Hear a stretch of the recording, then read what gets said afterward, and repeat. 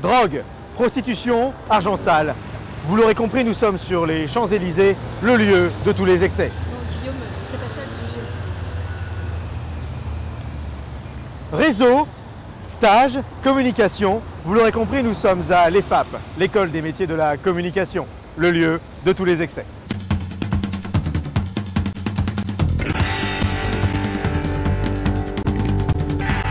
Il est 9 h du matin. Pour un EFAPien, la journée va bientôt commencer. Allons à la rencontre des étudiants et des étudiantes. Nous nous retrouvons ici, dans la salle 11, la salle d'amphithéâtre où toutes les promotions se réunissent. C'est un petit peu le lieu de tous les excès. Laissons le cours de M. Philippe Colombet d'entreprise et communication. Utilise très souvent un langage militaire, disais-je, pour atteindre des cibles, justement, des cibles qui sont les...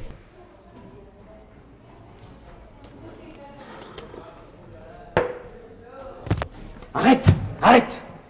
Non seulement tu fais pas ce qu'on te demande, mais en plus tu le fais mal. Je suis entouré d'une bande d'incapables, les gars. Hein. Comment voulez-vous qu'on arrive à faire ce reportage tranquillement?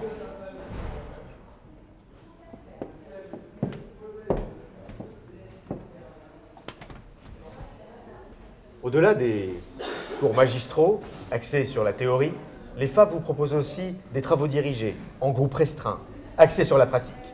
Je vous propose d'aller faire un tour. Ça fait 3 ans que je suis à l'EFAP et j'enseigne l'écriture en première année et les techniques de base journalistiques. C'est un cours qui permet, à mon avis, aux étudiants d'un peu se rassurer sur leur écriture, trouver un peu des réflexes d'écriture. On peut vraiment travailler de façon un peu personnalisée. C'est vrai que c'est agréable parce qu'il y a aussi des moments où on peut prendre un étudiant à part, travailler un peu avec lui, etc.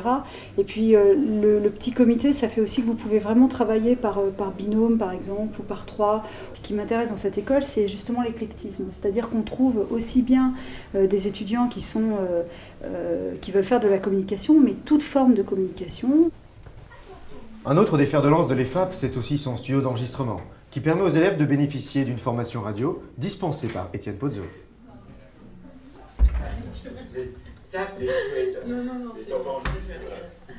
C'est un magazine radiophonique qu'on a défini comme étant un magazine socioculturel de divertissement. C'est une forme de grand journal, donc c'est du reportage sur le terrain, avec un habillage haut en couleur.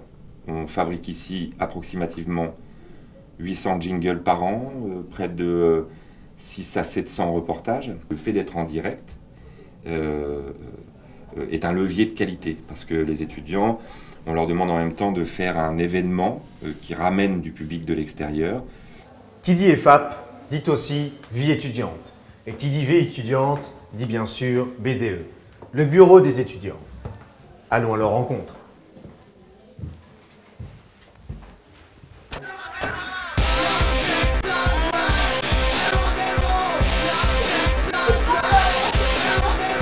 On aurait peut-être dû frapper.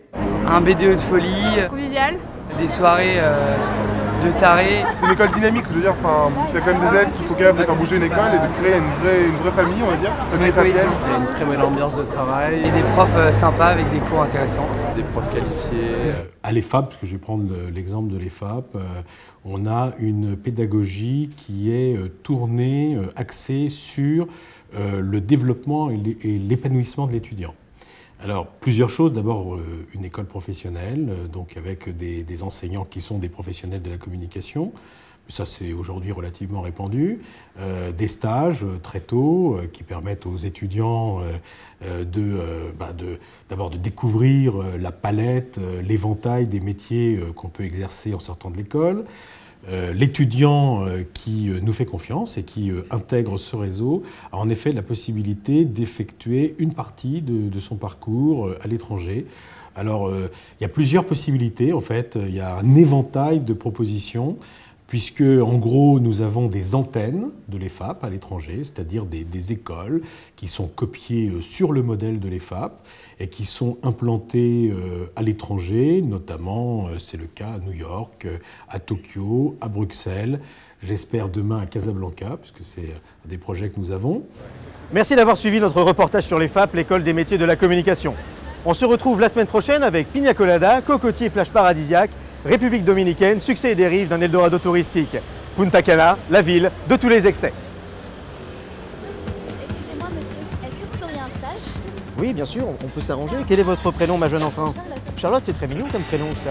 Et vous êtes en quelle filière, mademoiselle?